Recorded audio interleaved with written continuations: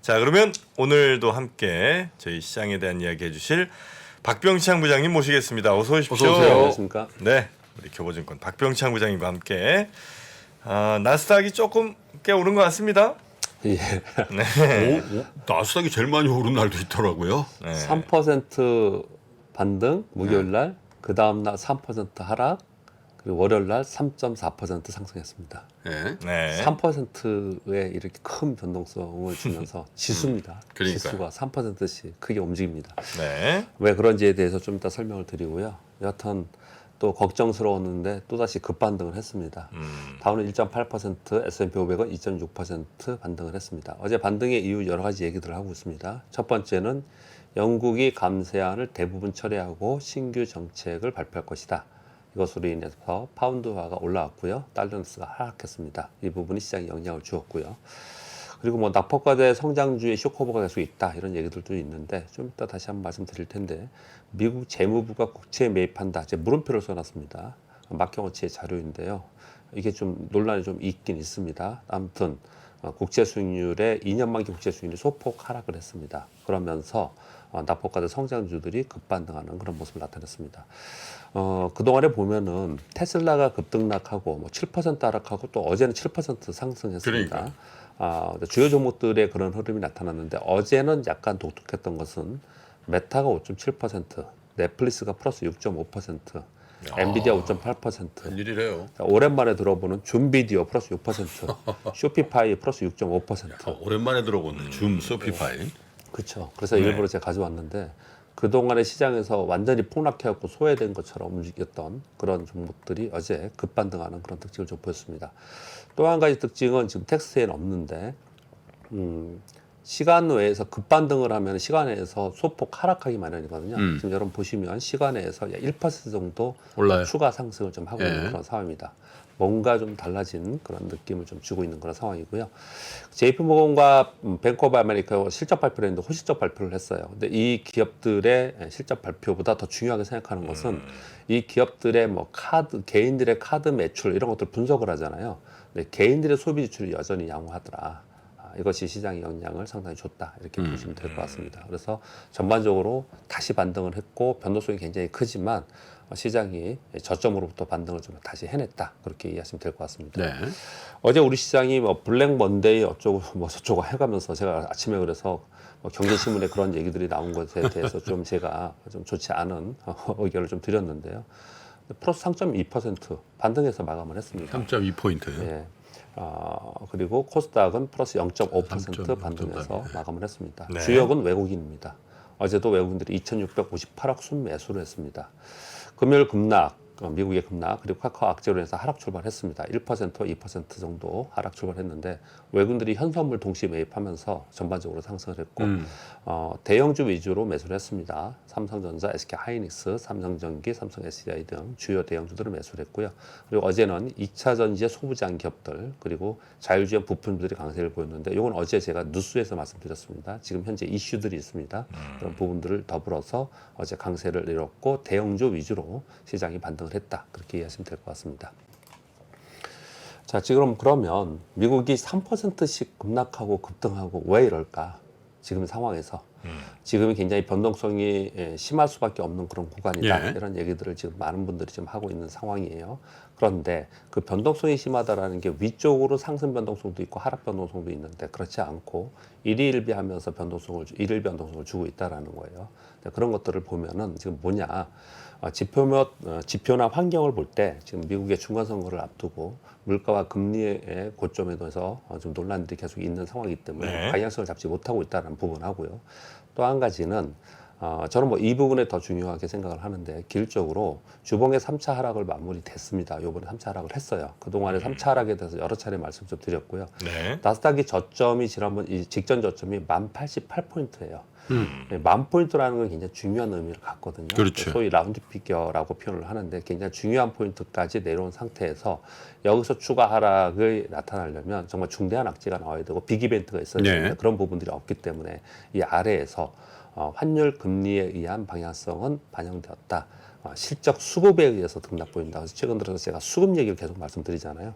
지금은 그냥 수급에 의해서 움직이는 장이다. 한마디로 표현하면 예. 그러니까 이런 표현입니다. 주가가 많이 떨어졌어요. 추가로 떨어질 거냐? 추가로 떨어지기에는 빅이벤트의 중대한 악재가 다시 나타나야 된다. 기존의 악재들은 반영이 되었다. 그러니까 더 떨어지지도 않고 또 반등을 할 때 쇼크오버만 일어나는 거고 그러니까 수급에 의해서만 시장이 움직이는 시장이다. 네. 이해하셔야 된다는 거죠. 우리 시장도 완벽하게 수급에 의해서 움직입니다. 뭐 이런 얘기 하잖아요. 뭐 실적이나 또는 재료에 우선하는 게 수급이다 이런 표현을 하지 않습니까? 네. 우리나라 외국인들이 11일 연속 순매수를 지금 현재 하고 있습니다. 10월 들어서 1조 8천억 정도 순매수를 했습니다. 반도체와 IT 그리고 주요 대형주 위주로 매수를 하고 있는데 이 외국인들은 왜 매수하냐? 외국인들이 연속적으로 들어오면은 또 신문 기사나 이런 데에 이런 얘기들이 나옵니다. 외국인 돌아오나 이런 얘기를 많이 하거든요. 뭐 그렇게 저는 생각은 들지는 않습니다. 그런데 이유를 이제 세 가지 정도 얘기를 하고 있는 것 같습니다. 하나는 달러 강세와 원화 약세로 인해서 원화를 바라보면 외국인들 입장에서는 가격 메리트가 생긴 게 아니냐. 이 부분들이 생긴 거예요. 그래서 사실은 시장은 하락을 했지만 외국인들이 강력하게 팔아서 매도한 게 시장이 내려간 게 아니었죠. 지난 벌써 뭐 1, 2개월 정도 계속 네. 그런 현상이 나타나고 있는 거예요.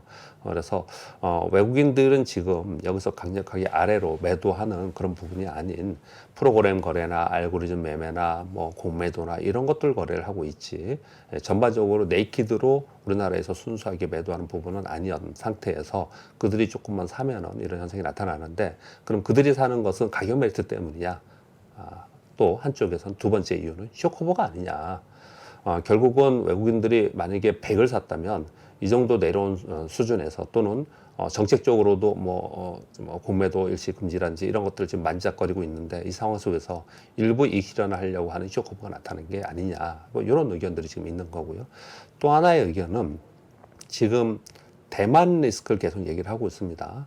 그래서 뭐 또 미중 간 갈등으로 인해서 중국에서 탈피하려는 IT의 기술주들 또는 인력들이 지금 나오고 있는 그런 상황이에요. 이런 것으로 인해서 반사 이익이 지금 일어나고 있는 게 아니냐. 이것도 좀 살펴볼 필요가 있지 않나 이렇게 얘기를 하거든요. 이 부분에서 첨부해서 제가 참고로 말씀 좀 드리면 제가 대만의 현재 외국인들의 수급은 체크해 보지 못했습니다. 혹시 이 방송을 듣는 애널리스트 분이 있다면 체크할 필요가 있을 것 같은데 과거 경험상으로는 대만과 우리나라가 비슷한 수출이고 비슷한 IT의 대국들이에요. 강국들입니다. 그래서 외국인들이 대만을 쭉 사는 동안에 우리 시장이 상대적으로 약하고요. 그리고 대만에서 파는 동안에 우리 시장이 상대적으로 강한 그런 특징을 과거에 많이 보였거든요. 네네. 실제로 그런 일이 있는 건지는 좀 체크할 필요가 있지 않나라고 생각합니다.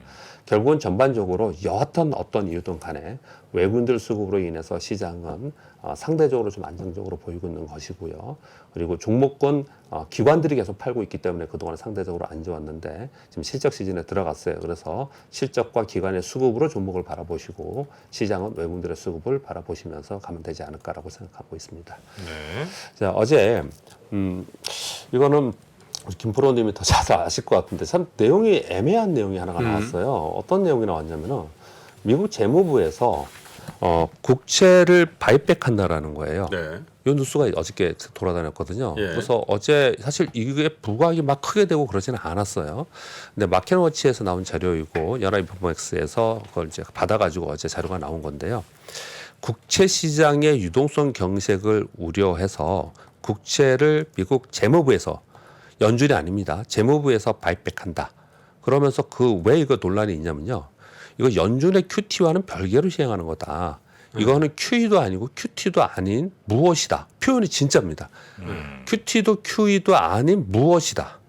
그러면서 유동성이 송산된 곳을 겨냥한 프로그램이다. 네. 이렇게만 딱 나왔거든요. 근데 이게 만약에 가시화되면은 상당히 시장 영향을 많이 줄 거라고 생각을 해요. 그렇죠. 지금 연준이 QT 하고 있잖아요. 예. QT 하고 있는데 사실은 바이백을 하는 건 반대 방향으로 시장 조작을 하거든요. 굳이 QE도 QT도 아닌 무엇이라고 표현을 했지만 받아들일 때는 액면 그대로 보면 QE처럼 QE죠, 보이잖아요. QE처럼 보이지 않습니까? 근데 이면에는 여러 가지가 있는 것 같아요. 중간 선거를 앞두고 있고 또 중국에서 지금 미 국채를 계속 팔고 있잖아요. 네. 그런 부분들도 있고 또 국채 수익률이 계속 올라가면서 국채 시장이 지금 엉망이잖아요. 그래서 유동성 경색이 일어날 수 있는 부분이 예. 있잖아요. 그래서 영국에서 시행한 것처럼 일시적으로 유동성이 손상된 구간에 그런 어떤 국채에 대해서 이 프로그램을 가동한다. 요런 정도 얘기를 좀 한 거거든요. 그런 정도 얘기했는데 QE도 QT도 아닌 무엇이다 이런 표현을 좀 썼어요. 그래서 결국은 지금 상황에서는 연준에서는 지금 물가를 잡기 위해서 QT를 시행하고 있는 상황에서 시장도 어떻든 간에 중요하지 않습니까? 선거를 앞두고 있어서 시장의 어떤 신용 경색이나 이런 부분들이 좀 만약에 이제 이런 걸 뭐라 그러자면은 소위 돈맥경화라고 하죠. 돈의 유동성이 일시적으로 경색이 돼서 이런 부분들의 우려가 지금 나타나면서 재무부가 나서면서 국채 바이백을 좀 하려고 하는 이런 모습도 나오고 있어요. 잘못 인식을 하면 이상한 시그널을 준다고도. 왜냐하면 저기선 빅 스텝 뭐 자이언트 스텝 하고 있는데 저쪽에서 유동성 관리를 한다고 채권 바이백을 한다. 그러면 우리는 그렇게 금리 많이 올리는 거 지금은 아닌 것 같아. 이렇게 그들의 의중을 표현하고 있는지도 모르죠. 그렇죠. 그래서 이게 굉장히 중요한 내용이고, 그래서 제가 보기에는 이게 막 회자가 많이 안 되는 것 같아요. 좀 더 좀 살펴볼 문제이고요. 그래서 제가 여기 마켓워치 연합 인포맥스 자료라고 아예 이렇게 타이틀을 가지고 왔는데요. 이런 자료들이 있는데 향후에 요 흐름이 어떻게 되는지는 아마 이 뉴스플로우는 봐야 되지 않을까 그런 생각을 좀 합니다. 그리고 미국의 대표적 약세론자가 모건 스탠리가 약세 쪽을 많이 보죠. 그런데 마이클 윌슨 요 전략가가 S&P 500에 반등 전망을 했어요. 계속 안 좋다고 얘기하다가 약세장이지만 반등이 일어날 개연성이 있고, 반등이 일어난다면 S&P 500 4,000포인트까지는 반등할 개연성이 있다. 이렇게 얘기를 했습니다. 다만 경기 침체로 인해서 향후 3,000포인트에서 3,200포인트까지 하락 가능하지만 일시적으로 4,000포인트까지는 반등하지 않겠냐. 정말 오랜만에 모건 스탠리에서 반등의 얘기들이 한번 이번에 나왔습니다. 물론 뭐 지금 웃으시지만은 다시 다 빠질 거다. 베어마이클 랠리다 이렇게 표현을 하지만 오르면 4,000 가능하고 내리면 3,200까지 가능하다. 이광수 위원을 한번 불러야 될 것 같아요. 오르면 오를 땐 오르. 오를 곳은 오르고 내릴 곳은 내린다는 말이랑 뭐가 다르냐. 이런 얘기들이 좀 있었고요. 그리고 미국 경기 침체 진입 전망이 계속해서 확률적으로 증가하고 있는 그런 뉴스들이 계속 나오고 있습니다. 어제 시장은 급반등했지만 뉴스에는 굉장히 좋지 않은 경기에 대한 전망은 안 좋았습니다.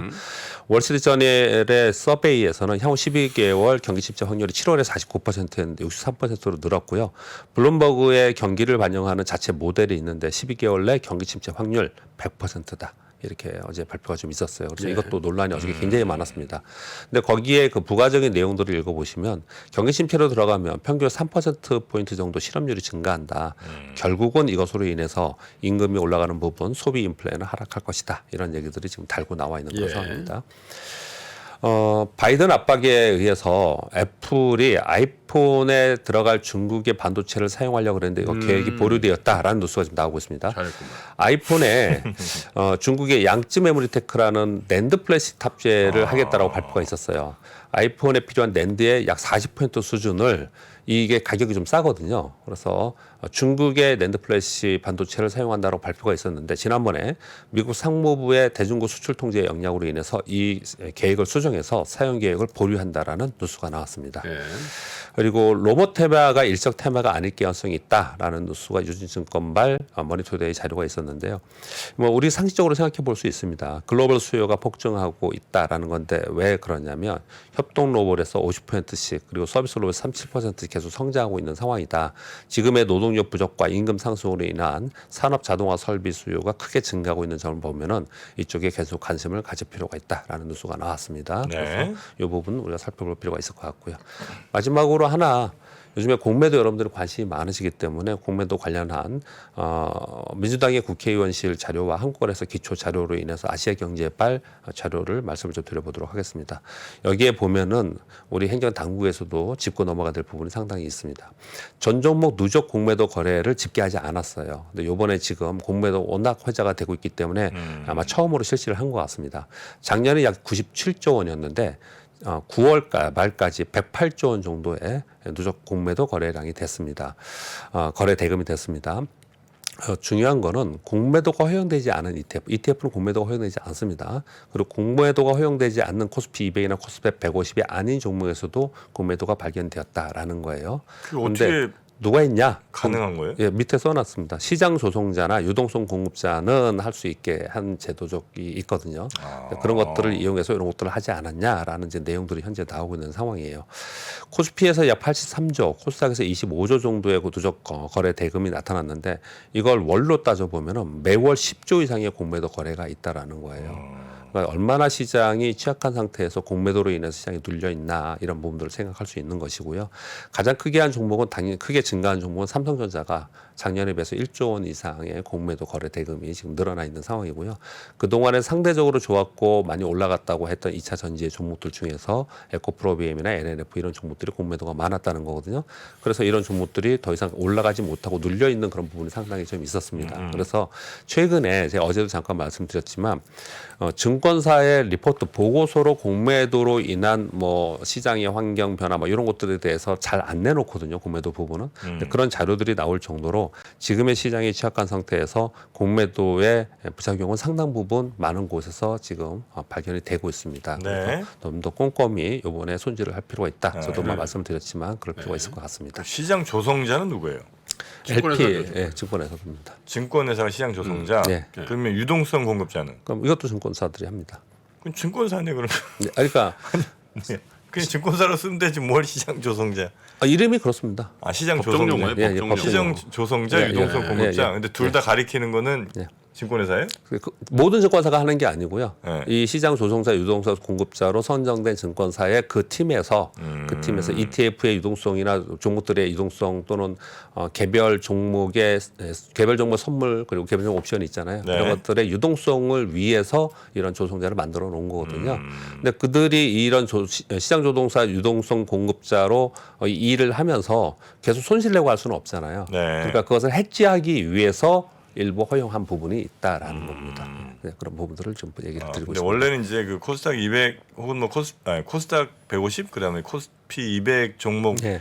밑으로는 그러니까 그 외 종목은 공매도를 금지를 해놨는데 네. 그것들도 이 시장 조성자나 유동성 공급자들은 이제 공매도를 그걸 이유로 되고는 있는데 네. 일부 뭐 많지는 않고요. 일부 발견이 되고 있다. 그래서 꼼꼼하게 다시 한번 살펴보자. 이런 것들이 지금 이제 나오고 네. 있는 내용입니다. 확실히 정프로가 참 이 공매도에 관한 한 정말 악감정을 갖고 있기 때문에 아니 근데 우리 저 목이 맨다 목이 맨. 보시는 분들도 이거 굉장히 좀 관심이 많아요 사실. 네. 아니 그러니까 매월 지금 뭐 10조씩 때렸다는 거 아니에요 공매도를 거래 대금이.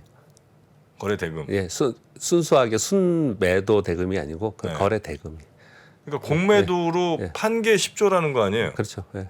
다시 사고 팔고 사고 팔고 했겠지만, 할 수 예. 있지만 어쨌든 예. 판매 예. 10조씩을 때렸다 이거죠. 공매도 얘기하시니까 많이 하시는. 어떻게 할까요? 네? 아니 근데 명을 내려주십시오. 아니 이거 지금 한참 우리 작년에 뭐 재작년에 막 말이 많았잖아요. 네. 그래서 뭐 개인과 뭐 기관과의 뭐 저 기울어진 이걸 좀 해소해야 된다 이런 얘기 많이 했잖아요. 그거 어떻게 좀 됐나요 그거? 여전합니까 그냥? 근데 그 부분은 저는 조금 잘 모르겠어요. 좀 뭐 오해 잠깐 있는 부분이 말씀을 좀 좀 드리면은 네. 이런 거지 않습니까? 많은 분들이 외국인들은 그 이 주식을 빌려서 갚아야 되는 그 기한의 제한이 없는데 개인들은 기간의 제한이 있다. 그리고 종목들의 제한이 있다. 뭐 이런 것들에 대해서 얘기를 하지 않습니까? 그거는 이제 팩트긴 해요. 예. 그런데 제가 좀 그건 애매하다고 표현을 자꾸 드리는 게 당연히 모두 다 똑같이 페어하게 해야 되는 거 맞다고 생각하는데 그렇게 제한을 해놓은 이유는요. 제가 네. 증권회사 직원이라서 그런 게 아니고 개인들의 위험 관리를 위해서 그렇게 한 거예요. 기관들은 그 뒤에 크레딧이 있는 거지 않습니까? 신용에 대해서 또 자금에 대해서 신뢰를 가지고 그렇게 거래를 하는 건데 네. 그렇게 막 풀어놨다가 개인들이 공격적으로 그렇게 하다가 큰 위험에 닥칠 수 있기 때문에 제한을 그냥 해놓은 거거든요. 그래서 제가 그것을 맞다 틀리다는 표현하는 게 아니고 그 제도는 그런 근데 의미에서 이제 만들어 놓은 거였어요. 취지는 그런데 예. 그게 시장에 투영됐을 때는 예. 우리 정프로가 얘기해서 완벽한 기울어진 운동장이 되잖아요. 네. 예를 들면 개인이 공매도 하면 90일 예. 90일 이내 예. 그 다시 하면서 반환해야 되잖아요. 기관 외국인은 그게 무기한이야. 예. 그래서 이게 90일로 하는 게 개인 투자자들을 보호하기 위한 방법이라고 얘기하는데 예. 결과는 어떻게 되냐면 예. 여기는 아무 기능을 못하고 여기만 완벽하게 그냥 자유롭게 해줄 수 있는 그거. 예. 그러니까 이거를 풀라는 얘기가 아니라 그럼 여기도 이렇게 해줘라. 예, 그런 맞습니다. 거잖아요. 예. 근데 저는 그거보다도 더 중요한 그 기울어진 운동장이라고 표현하는 중요한 거 뭐냐면요. 그 공매도를 할 수 있는 대주 매도잖아요. 주식을 빌려서 매도하는 거잖아요. 주식을 빌리는 과정에서 주식을 빌릴 수 있는 허용의 범위와 그리고 종목의 범위가 개인하고 기관하고 달라요. 굉장히 다릅니다. 그러니까 외국인들은 그 뒤에 있는 막대한 자금의 크레딧을 이용해서 많은 종목을 더 많은 수량을 빌려주고 개인들한테는 그렇게 빌려주지 못하고 있는 거죠.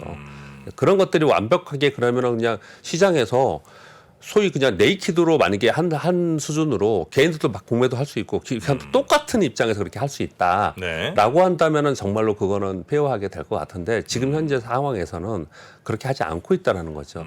제가 공매도만 얘기를 드렸지만 사실은 그런 생각을 안 해보셨어요? 그러면요, 신용거래를 하잖아요. 주식담보대출도 하고 또 신용거래를 하잖아요. 이것도 제한을 두잖아요.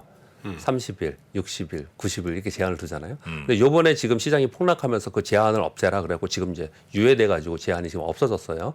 근데 그것도 제한을 두는 이유가 계속 그렇게 들고 있다가 계속 들고 있는 상태에서 손실이 계속 커지는 상황을 방지하기 위해서 그런 것들을 만들어 놓은 상황이거든요. 근데 기관들은 그런 게 없단 말이에요. 외국인도 그런 게 없단 말이에요. 똑같이 공매도만이 아니고 다른 제도들이 그렇게 차별적인 제도들은 상당히 존재해 있습니다. 그러니까 투자자를 보호한다라는 취지와 명분이야 뭐 그걸 뭐라 하겠어요. 근데 결과물로 어떻게 돼 있는가를 보면은 그러면 뭐 전체 공매도 시장에서 개인은 1점 몇 프로 이거밖에 안 되는데 그리고 98%는 기관 외국인이고 그 중에 98% 중에서도 대부분이 외국인이니까 외국인만 공매도 칠 수 있게끔 해준 거 아니냐 그런 거잖아요. 그 피해는 근데 개인 투자자들이 대부분 보고 있다 이런 거잖아요. 예, 맞습니다. 결과론적으로 그렇고요. 근데 뭐 방법론 중에 그냥 하나 또 말씀을 좀 드려보면요. 계속 말씀을 드렸으니까 이런 거잖아요. 외국이나 기관들은 우리 그 IPO 할 때도 그렇고 좀 차별적으로 개인하고 차별적인 제도들이 많이 있는 게 결국 금융회사 입장에서는 손실 보지 않기 위해서 막대한 자본이 있는 신용이 있는 쪽에 더 많이 혜택을 주겠다라는 거잖아요. 근데 개인들도 똑같이 이렇게 보시면 똑같을 것 같아요. 개인들이 만약에 투자 자산을 지금 예탁 자산이 1억이에요. 그런데 1억에서 1,000만 원어치만 내가 뭘 했어. 그러면은 훨씬 더 안정적이잖아요. 금융회사 볼 때는. 그러면은 그런 제도 지금 얘기하는 그런 제도를 다 없애도 규제가 없어도 된다라는 거죠. 그러니까 개인들의 크레딧에 따라서 전부 다 달라야 되는 부분이 있는데 그걸 해내지 못하는 거죠. 우리나라 금융회사 전체에서. 이게 그 강제로 손실을 확정하게 하지 말고 예를 들면 뭐 한 달이 지났을 때 경고 메시지라든지 아니면 몇 % 이상 하락했을 때 지금 뭐 당신의 이거 계좌 상황이 혹은 뭐 공매도 지금 상황이 좀 위험한 것이다라는 이제 공지 같은 거나 뭐 주식 계속해서 좀 경고를 좀 알려주면 차라리 그 개인이 이제 선택하거나 이럴 수 있을 것 같은데. 맞습니다. 예, 근데 그게 아니라 그냥 강제 청산당하고 이런 것 때문에 어쩔 수 없이 이제 그 기한에 걸려서 뭘 해야 되다 보니까 아마 우리 공매도에 관련해서 개인분들이 좀 많이 화가 좀 나신 게 아닌가 이런 생각이 듭니다. 뭐 제가 증권회사나 뭐 금융기관을 대변해서 뭐 이렇게 말씀드린 게 아니고 불공평한 건 굉장히 많아요. 불공평한 제도도 굉장히 많고요. 그런데 처음에 생겼을 때 그랬던 건데 하나하나 손질을 해나가야 되고요. 그리고 지금 현재 상황에서는 너무 일방적으로 외국인들이 공매도를 해서 외국인들이 돈을 엄청나게 벌고 있는 그런 상황이잖아요. 그런데 그렇다면은 일방적으로 쏠림 현상이 나타나고 그리고 수급의 왜곡 현상이 발생이 된다면 그런 것들을 다 잡아놔야 되는 것은 분명히 맞습니다. 지금. 알겠습니다. 자, 공매도 얘기는 여기도 하고요. 얼른 또 우리 김한지 박사님 모셔야 되니까요. 우리 박병창 부장님과는 여기서 인사드리도록 하겠습니다. 고생 많으셨고 내일 뵙겠습니다. 네, 감사합니다. 네, 고맙습니다. 최근에 이제 매크로 경제 환경에서 가장 많이 나오는 얘기가 이제 인플레이션이죠. 이 매크로 경제라는 게 우리 일상생활에서나 아니면 투자에서나 굉장히 큰 영향을 주는 게 맞는 것 같습니다. 매크로 경제에서 가장 중요한 게 금리, 환율, 물가 이런 거거든요. 금리가 높을 때 유리한 기업이 있고 금리가 낮을 때 유리한 기업이 있을 겁니다. 환율이 높을 때 유리한 기업이 있고 환율이 낮을 때 불리한 기업이 있을 겁니다. 유불리를 논하면서 같이 그 기업에 대한 분석을 하거나 투자를 하는 게 조금 더 도움이 되지 않을까요? 상반기 최고의 베스트셀러 인플레이션에서 살아남기. 지금 서점에서 확인하세요.